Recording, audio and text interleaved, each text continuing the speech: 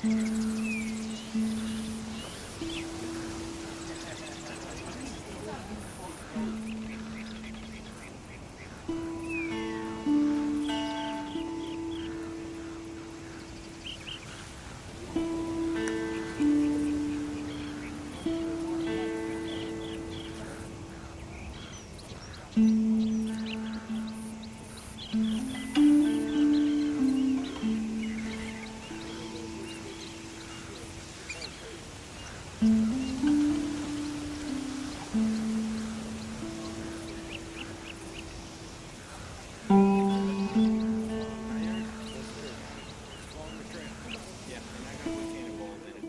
name is Dane. I'm the interpretive ranger here. We're going to get things started by firing our 3-inch ordnance rifle. The small cannon right here is called light artillery. That big cannon right there would be considered heavy artillery. It's a 42-pounder. After we fire 2 blank rounds from the 3-inch ordnance rifle, we're going to move into the rifled musket. After that, carbines and pistols. And then after that, we'll be firing the big 42-pounder. So make sure you stick around for that. Now, this 3-inch ordnance rifle is a very utilitarian piece of light artillery. It can fire 3 different types of shells. You can fire Hotchkiss shells, which look like this. Tinkle shells, which look like this, and parrot shells, which look like this. So it can fire 3 different types of ammunition. Now we're going to go through a drill first, and then we're going to fire 2 blank rounds. Cannoneers post. Load. Number 2 steps up, or number 3 steps up. Pick the vent, put your thumb over the vent hole. Number 2 then worms out the barrel. Of any debris.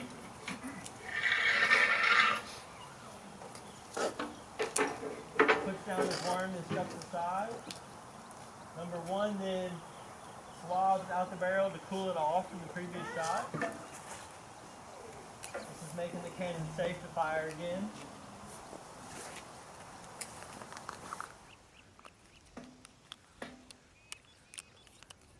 Number 1 taps the barrel, shoot for number 5 to step up to number 2 and deliver the round.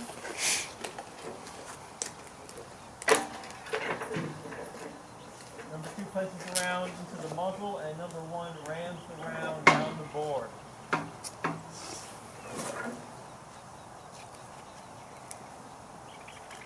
Ready!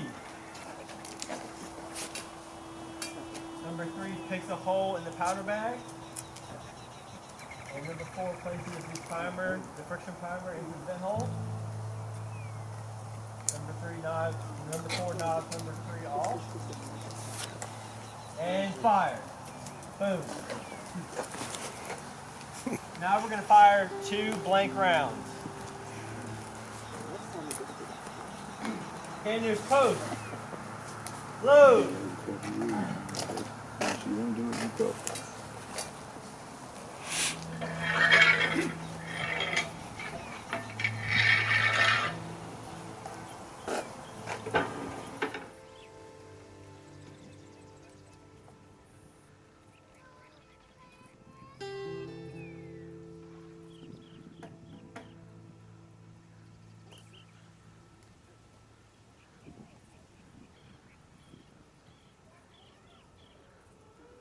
Now the 3-inch ordnance rifle had an effective range of about 1,800 yards and a maximum range of about 4,000 yards.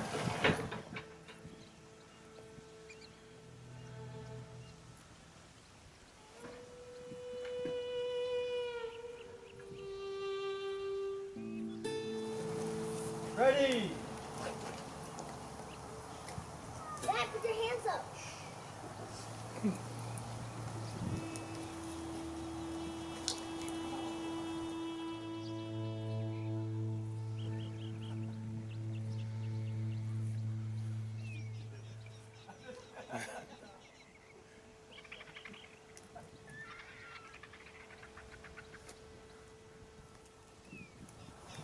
Fire!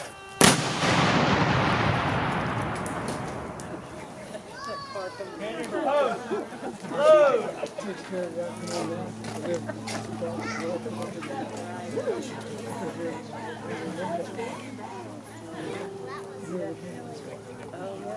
Not much louder than Daddy's artillery shells.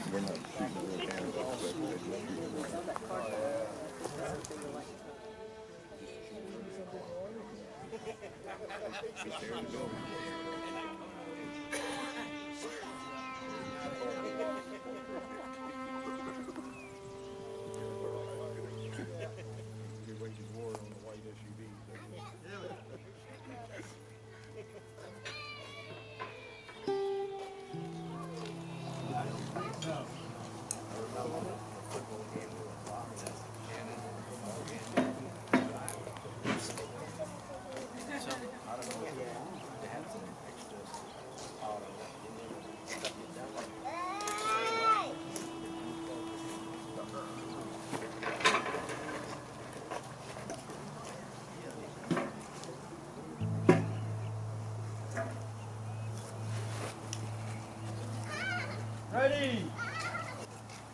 Now's the time to cover your ears. Fire.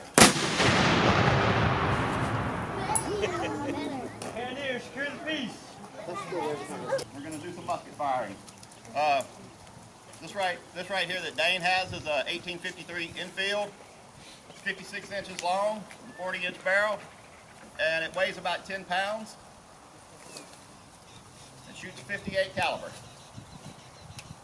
Now, when a man went to the Army, they didn't care if he could or could not shoot. They were going to teach him the Army way to shoot, which was called the 9-count load, and that's what we're going to demonstrate for y'all right now.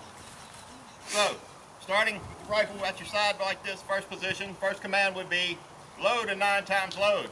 Bring the rifle around to the front of your body, put the butt between your feet, the barrel to the front. That way the gun just naturally leans forward for safety reasons. Next command would be, you would open up a little leather pouch on your side. Command would be handle cartridge. Reaching in, bringing out a piece of ammunition, looks like this. Nothing more than a piece of paper rolled into a tube, gunpowder in one end, bullet in the other end. Next command would be to tear cartridge. Biting down on the tail, exposing the gunpowder, positioning the cartridge alongside the barrel like so. Next command would be to charge cartridge, upending the cartridge, pouring the gunpowder down the barrel and seating the bullet on top. Next command would be to draw a rammer, taking out your ramrod, flipping it over, sticking the big head on the bullet. Next command would be to ram cartridge. They don't just fall down, has to be rammed down every time.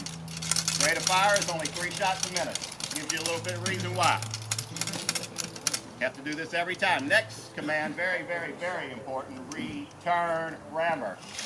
Yes, that does sound simple in elementary, but very important. You shoot your ramrod away, you can no longer load your gun, you're just left with an expensive club. So now, our weapon is loaded but still not ready to fire. To do that, you take it up to a 45-degree angle, draw back to half cock. Reaching in your little pouch on the front of your belt, pulling out a percussion cap. Little bitty thing, a little piece of copper or brass, stamps it to the shape of the top hat, has a chemical on the inside called fulminated mercury, which allows the gun to fire. Placing that on the back of the barrel like that, the principle is going to be, you squeeze the trigger, hammer falls, hits the cap, sends a jet of flame into the barrel, igniting the gunpowder, shooting the bullet. Now we're going to do 2 shots. First is going to be what they would call a fire by file. That's 1 man at a time shooting. Then we're going to reload and fire a volley. That's everybody shooting at the same time. About face. Ready. Drawing hammers back to full cock. Aim. Shouldering weapon sighting target. Fire by file from the right. Fire. And load.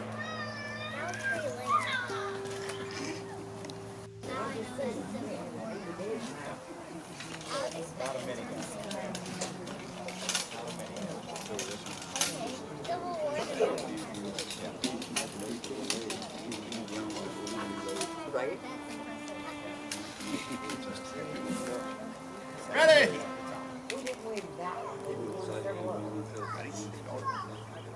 Aim!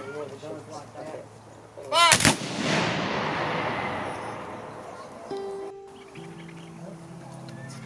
And dismiss. Now, when you're given one of these weapons, you're also given a backup weapon. This thing here is a bayonet. Dane's going to show you how that would work. Now, it's also the Army's first multi-tool. You can use it for digging a rifle pit, digging in a farmer's garden, pulling you up some turnips, carrots, potatoes, what have you. You might have a piece of meat, no frying pan. We stick our meat and vegetables on the tip of our bayonet and we hold it in the fire and we're having shish kebabs. Let's say we have ourselves a little pot on the fire, just a little wire handle. You can't really grab it well. You turn it around and you hook it like this, take it off the fire. Another thing you can use this for is after a battle, men might be out there dead quite some time. You really don't want to touch them. Well, you can stick this in the fire, get it really hot, and bend it into a hook, and then you can you can drag them into their graves with a hook by a piece of their uniform or equipment. Primarily, though, what you use this for is to stick on the end of your weapon before you go into battle. The 16-inch blade, it's offset, it's not for cutting, it's just for poking, it's three-sided. Leaves a big nasty hole in you if you get poked by the thing. You got to get off the battlefield and get yourself sewn up. You're not going to be able to pinch that wound shut. And don't get stuck by one because it hurts very bad. I know from experience. And anyway, so that's what our bayonet would be used for. We already talked about artillery. We talked about the infantry. This is a cavalry weapon. Cavalry was a branch of the service where they fought on the backs of horses. Well, it's very difficult to use a long barrel weapon like a musket or a rifled musket on the back end of a horse, so they came up with something called the carbine, a much shorter weapon. And initially, carbines were muzzle loaders. Very awkward to load a muzzle loader on the back of a moving horse. So they tried to come up with a weapon that they could load through the back end. And at the time of the American Civil War, they had a bunch of different ideas what was the best type of breech loader to use. This, what we have here, is a copy of a Sharp's carbine. Christian Sharp's idea was what you did was you grabbed hold of the trigger guard, you pulled it down, it opened up the back end of the gun for the insertion of the ammunition. Then a paper cartridge would go inside the gun, close it, sealing the weapon, priming it, and then firing it. With a gun like this, you could work this gun fairly accurately, fairly easily on the back of a moving horse. You could also use it standing up, laying down, or kneeling.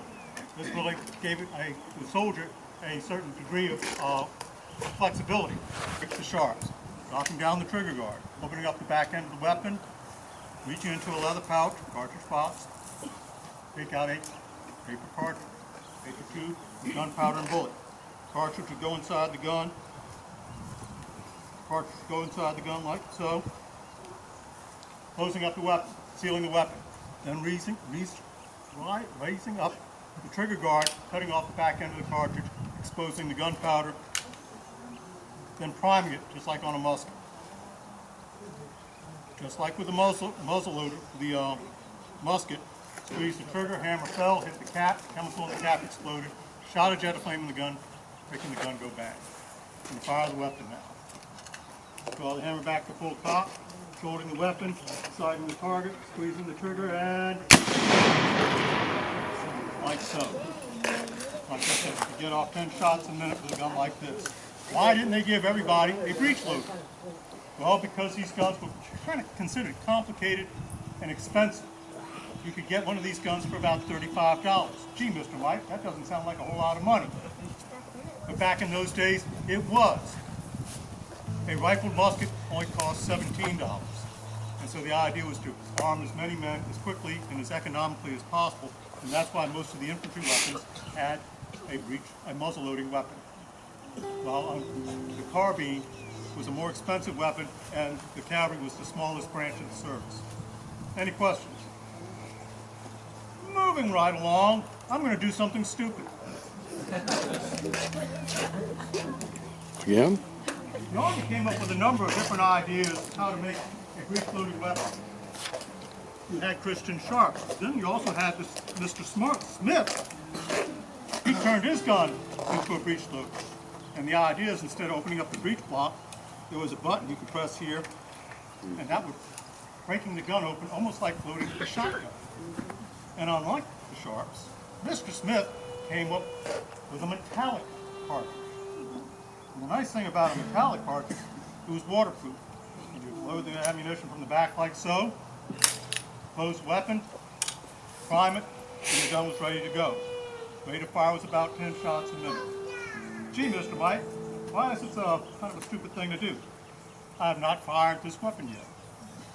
This is the acid test. We're going to find out if this thing actually works properly. Drawing the hammer back to full top, shouldering the weapon, sighting the target, fixing, sighting the target, and that's what we call a misfire.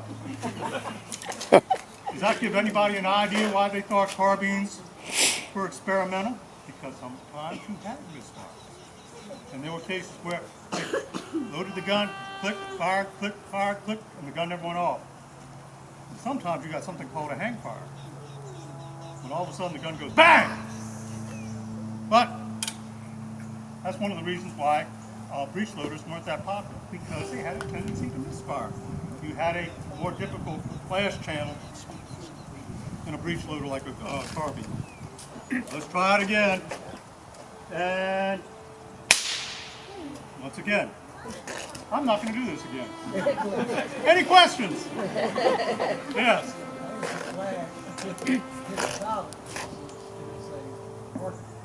It is a paper cartridge. Well, in this case it's a metallic cartridge. Let's see if I can open this thing up and not have it go off in my hand. Open the action. Let's see, it doesn't go bang. There's a little hole at the back end of the metal cartridge. I'm holding it like this so if it goes off it doesn't blow up in my face. Cylinder and a frame, just like our modern revolver.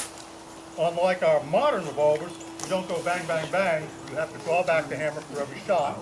And to load this gun, you didn't load metallic cartridges from the back, like we do with modern guns. But you would pour in powder down the front, seat the bullet. And this device here was a built-in ramrod, compressing the bullet into place. Then, each chamber had to be put a cap on. A relatively slow and complicated way of loading a gun.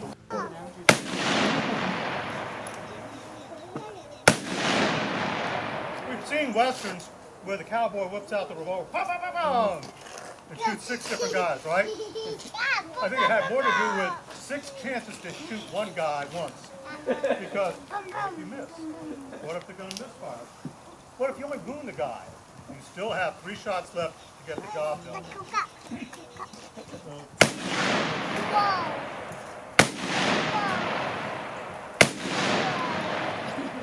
Any questions about the revolver? Now the Confederates here did have 3 of this type of cannon on the river batteries during the battle here.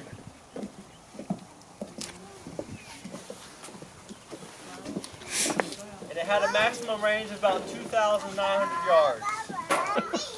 Everybody say St. Barbara. St. Barbara. St. Barbara. St. Barbara is the patron saint of artillery. So we evoke St. Barbara to make sure this don't happen.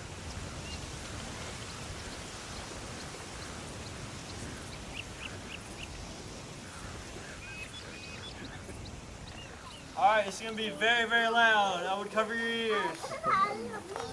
And the command is fire! Sweet.